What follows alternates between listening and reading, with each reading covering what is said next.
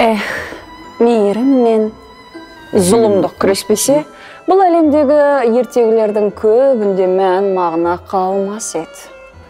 Жазылғанына 2 ғасырға жуық уақыт болған Түйме қыз ертегісінде де бұл мәңгілік күрестің атрибуттары бар. Ал қуыршақ театры оны қалай көрсетеді? Айтыңызшы, не сұрайсыздар? Болды, ештеңе сұрамақ қояйын. Болды ғой деймін осы, қаша деймін.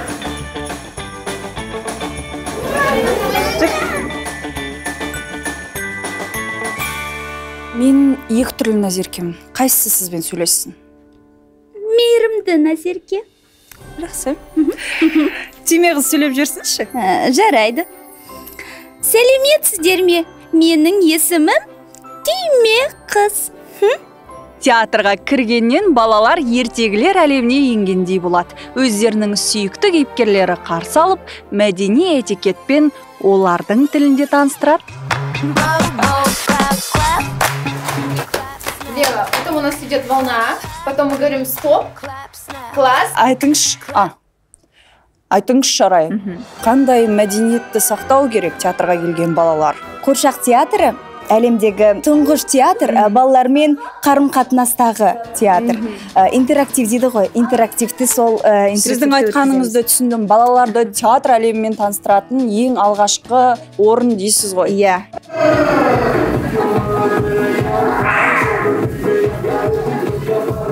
Ой, жол қашылған жоқ.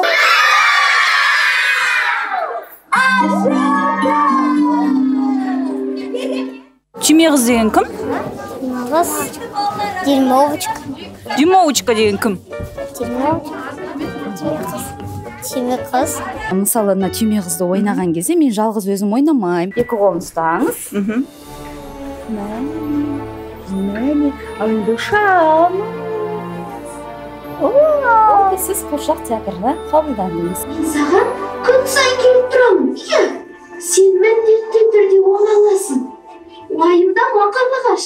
Біз бұрынғыдай орманда болатын болса, бүткіл тал жағы, тау тасты қопарып орманды қойып жатпаймыз. Тек қана LED экранмен ормандағы жағы силуеттер шығып тұрады. Мынау таңғажайып нұрлы орман ғой. Бұл театрдың көрерменінде жасандылық деген атымен жоқ. Ұнамаса тұрады да шығып кетеді. Сондықтан қойылым небәрі жарты сағатта аяқталады. Андерсонның кішкентай жүректегі үлкен армандардың орындалатынына сендіретін ғажайып ертегісі.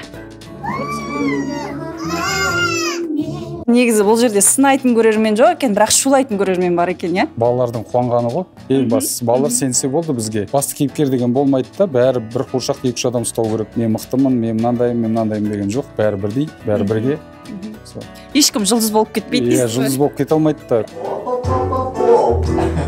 Келе ғой, Түйме қыз.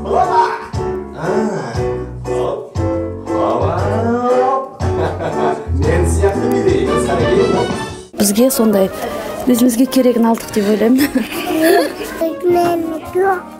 Иә, жарайсың. Сіздердің дауыстарыңызды құбылтатындарыңыз ұнады да? Кәдімгі дубляж оқып жатқан сияқтысыздар. Мультфильмді дыбыстайсыздар ма?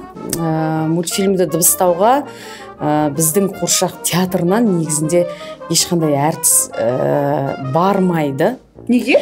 Өйткені шақырту аз келеді деп айтсам да болады. Адамның біресе бақаға, біресе тышқанға, тұрмысқа шығуға мәжбүр болуы қалай болады екен, балалар қалай қабылдайды екен оны деген сияқты ой келеді екен. Сосын бір көріп ғашық болып, соған үйлене салу деген нәрсеге балалар сену керек пе, керек емес пе деген сияқты. Енді оны балалардың өзі білет, бірақ қазіргі заманда ешкім бір көріп үйлене салу деген жоқ қой енді. Менің жүрегім өзге өдеме сыймай бара жатқан сияқты. Менің жүрегім ән салып тұрғандай. Бұл махаббат, бұл ең керемет сезім. Қазір көп ой махаббат жоқ, бәрі сондай деп үйретеді ғой, олай емес. Махаббат болмаса қазіргі заман өте мейірімсіз болып кетеді. Махаббаттың арқасында барлық адамдар жүрегінде бір мейірімділік оянады. Қалай күшті айттыңыз махаббат туралы. Жоқ, шын балаларға керек, негізі қазіргі заманның балаларына шынымен бұл нәрсе өте керек. Ата-аналар одан да 1,5 сағатын алады да, балалардың қолына сотканы береді, соткадан неше түрлі ақпарат алады, өздері ұйықтайды, демалады. Қуыршақ театрына келіңіздер, бірақ шуламай отырыңыздар.